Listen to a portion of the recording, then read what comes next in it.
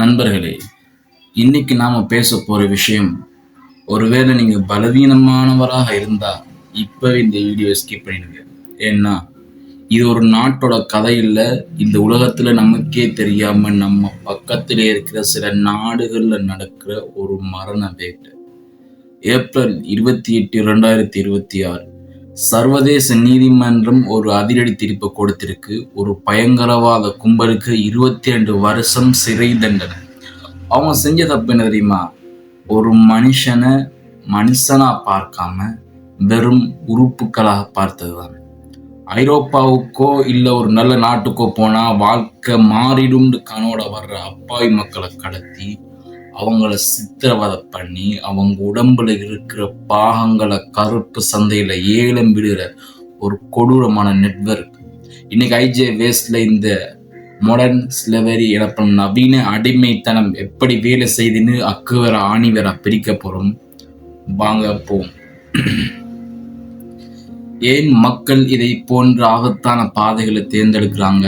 இதுக்கு முக்கியமான காரணம் 3 விஷயம்தான். ஒன்று பசி, இன்னொன்று போர், இன்னொன்று பயம்.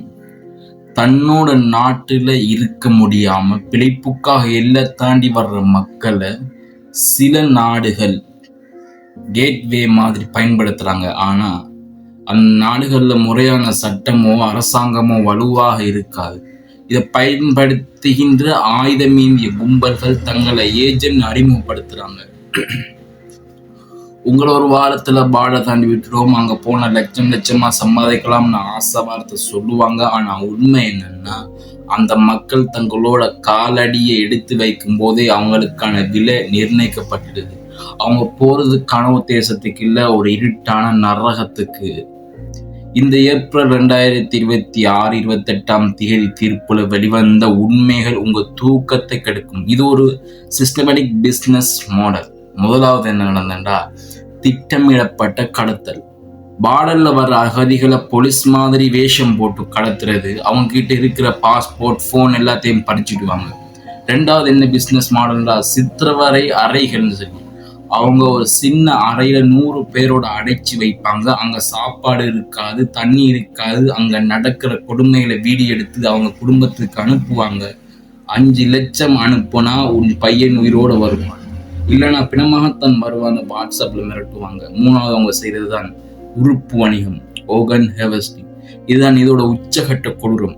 பணம் வராத பட்சத்துல அந்த மனுஷனை சும்மா விட மாட்டாங்க. ஒரு கிட்னி $20,000, லிவர் ஒரு பகுதி $15,000 கருப்பு சந்தையில வித்துடுவாங்க. இதை பண்றதுக்குன்னே அங்க சில போலி டாக்டர்கள் இருப்பாங்க. நாலாவது அவங்க செய்ததுதான் பிணங்களை மறைக்கிறது. உறுப்புகள் எடுத்ததுக்கு அப்புறம் அந்த உடல்களை யாரும் கண்டுபிடிக்க முடியாத இடங்கள்ல வீசிடுவாங்க. அவங்க குடும்பத்துக்கு அவங்க செத்துட்டாங்கன்ற தகவல் கூட தெரியாது. சர்வதேச கிரிமினல் கோர்ட் இந்த கும்பலை எப்படி கண்டுபிடிச்சாங்க? இதுக்கு முக்கியமான காரணம் அந்த நரகத்துல இருந்து தப்பிச்சு வந்து சில உயிர் சாட்சிகள். தண்டனை என்னன்னா, இந்த நெட்வொர்க்கோட மெயில் மாஸ்டர் மைண்டுக்கு 22 வருஷம் கடுங்காவல் தண்டனை கொடுக்குறாங்க. அவனுக்கு உடந்தையா இருந்த மற்றவங்களுக்கு 18 வருஷம் மற்றும் 12 வருஷம் சிறை கொடுக்குறாங்க. கோர்ட்ல சமர்ப்பிக்கப்பட்ட ஆதாரங்கள் என்னன்னா, தப்பிச்சவங்க கொடுத்த வாக்கு மூலங்கள் மட்டும் இல்லை, கடத்தல்காரங்களோட போன்ல இருந்த 400க்கும் மேற்பட்ட கொடூரமான வீடியோக்கள். அதுல ஒரு வீடியோல ஒருத்தர் என்ன கொண்டுடுங்க, ஆனா இப்படி டார்ச்சர் பண்ணாதீங்கன்னு கதறது பதிவா இருக்கு. மேலும் இவங்களோட பேங்க் அக்கௌண்ட்ல சுமார் 16 கோடி ரூபாய் பணம் துபாய் மற்றும் துருக்கி வழியா டிரான்ஸ்பர் ஆயிருக்கு. இதெல்லாம் எதை காட்டுதுன்னா, இது ஏதோ ஒரு நாட்டுல நடக்கிற சாதாரண விஷயம் இல்லை, இது ஒரு இன்டர்நேஷனல் மாஃபியா.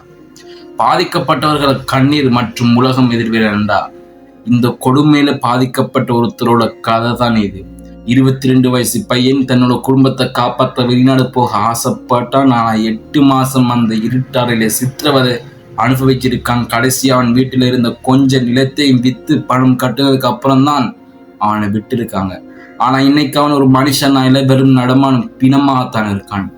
இப்படி பல ஆயிரம் பேர் இன்னைக்கு அந்த கடலோர நாடுகள்ல மாட்டிக்கிட்டு இருக்காங்க. ஐநா சபை என்ன சொல்லுதுன்னா, அரசாங்கம் இல்லாத இடங்கள்ல இந்த மாதிரி 40க்கும் மேற்பட்ட மரண கேம்கள் இன்னைக்கு மேங்கிட்டு தான் இருக்கு. இதை தடுக்க வேண்டிய நாடுகள் மௌனம் காக்குறாங்க. தெரியாது. இப்போ நீங்க கேட்கலாம், இது எங்கேயோ நடக்குது நமக்கு என்ன அப்படின்னா, ஆனா யோசிச்சு பாருங்க. ஏஜ் நம்ம ஊர்லயும் விசா தாரன் வேலை தாரன் முறையா ஆவணம் இல்லாம உங்களை கூட்டிட்டு போற ஏஜென்ட்கள் இருக்காங்க. அவங்க உங்களை ஒரு பொருளாத்தான் பார்ப்பாங்க. நம்ம தான் விழிப்பா இருக்கணும். ஒரு தரம் குறைந்த ஏஜென்ட்ல உங்க உயிருக்கு ஆபத்து வரலாம். எப்பவும் அரசாங்கத்தால் அங்கீகரிக்கப்பட்ட ஏஜென்ட்களை மட்டும்தான் அணுகணும். 3வது மனித நேயம். ஒருத்தர் கஷ்டப்படுறாங்கன்னா அதுக்கு பின்னாடி ஒரு பெரிய நெட்வொர்க் இருக்கலாம். நாம விழிப்புணர்வோடு இருந்தா மட்டும்தான் இந்த மனித வேட்டையை தடுக்க முடியும். இந்த ஏப்ரல் 28 தீர்ப்பு ஒரு ஆரம்பம் தான். இன்னும் பல 1000 பேர் மீட்கப்பட வேண்டியிருக்கு. அந்த 19 பேரோட உயிரிழப்பு வீண் போகாது. கமெண்ட்ல சொல்லுங்க, இது போல சட்டவிரோத ஏஜென்ட்கள் பத்தி கேள்விப்பட்டிருக்கீங்களா? இந்த மனித உறுப்பு வணிகத்தை தடுக்க வேற என்ன பண்ணலாம்? உண்மை உறக்க சொல்லப்பட வேண்டும். நான் உங்கள் ஐஜே. இது ஐஜே வேசியை தொடர்ந்து இணைந்திருங்க. யூடியூப் சப்ஸ்கிரைப் பண்ணுங்க. நன்றி.